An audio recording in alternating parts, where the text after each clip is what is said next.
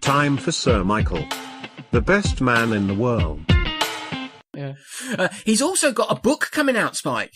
An autobiography. Ooh. Now, I've got one of the chapters here, or at least a segment from one of the chapters, chapter 4. This sounds very dark and mysterious.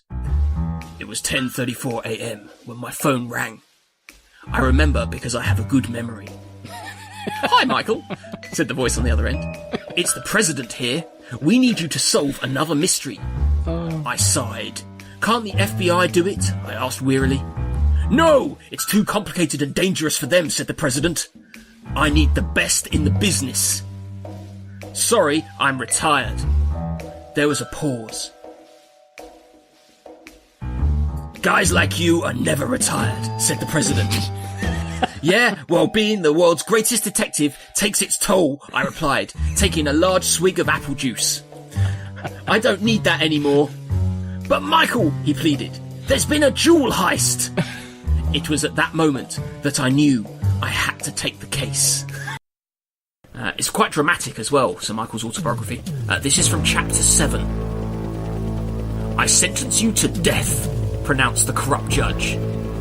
I smiled and wittily retorted, that's a pointless punishment, because we're all going to die anyway. The judge didn't reply to that, because he knew he was no match for my clever comebacks. An hour later, though, I wasn't in the mood for hilarious quips. A firing squad had their guns aimed at me and were about to pull the trigger. I had to act fast. Wait! I yelled. Look over there! The firing squad fell for it and looked in the direction I had indicated. There was nothing there, though.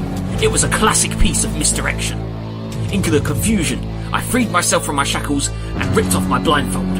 I then sprinted into the distance. He's getting away! Chaps, the leader of the firing squad, who was in cahoots with the corrupt judge. The firing squad shot at me, but I was too quick for them, and even performed a triumphant cartwheel amidst the hail of bullets. You guys need to do more target practice, I shouted back just before I was out of sight. Remember when I said I wasn't in the mood for hilarious quips? I lied. I'm always in the mood for hilarious quips. We've got another excerpt here from Sir Michael's forthcoming autobiography. This is chapter 9.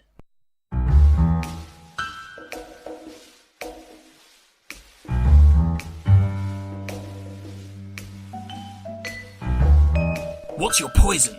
Asked the bartender. No poison for me, thank you, I replied. I prefer apple juice. I sat at the bar, and within several hours, I was approached by an attractive lady. What's a handsome guy like you doing in a place like this? She asked coyly. Drinking apple juice and solving mysteries, I replied. And I'm all out of apple juice. At that moment, the bartender served me another glass of apple juice. Correction, I said. I'm no longer out of apple juice.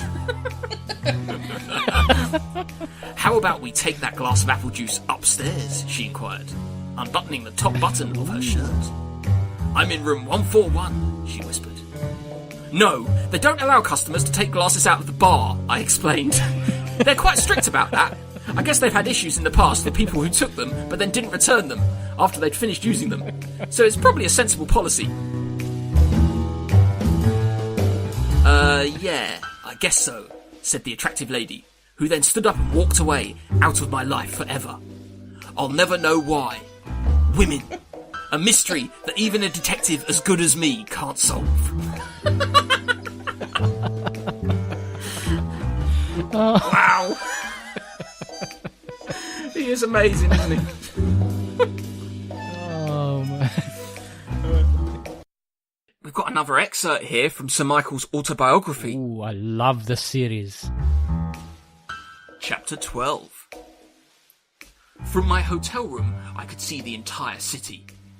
Except the areas of the city that were on the other side of the hotel. I couldn't see them, as the hotel was in the way. I knew that somewhere in this metropolis was the criminal mastermind who was behind the jewel heist. But where? Just as I was about to figure it out, there was a knock on the door. Room service? Said the voice outside. That's odd, I thought. I didn't order room service. Here is your apple juice, said the room service guy. Oh wait, I did order room service, I remembered. But just then, the room service attendant pulled out a gun and started shooting at me. I ducked. Avoiding bullets was second nature to me. Is this because I didn't tip the porter? I inquired while dodging the bullets. No, it's because you're such a great detective and my boss wants you out of the way, replied the assassin. Oh, that makes more sense, I said. Because I just didn't have any cash on me, you know? Yeah, I hate when that happens, agreed the assassin before running out of bullets and then running away. The assassination attempt had failed, and the assassin had let slip some crucial information. He worked for the criminal mastermind. I had my first break in the case. It was my lucky day. Except for getting shot at. Do you know what, Dan? If he's ever gonna do an audiobook, I know who needs to do the voice for the voiceover. You love these characters, Dan. I love it. I'm picturing the assassin as a really little nerdy weedy guy as well. Yeah. Yeah. Mm. Excellent.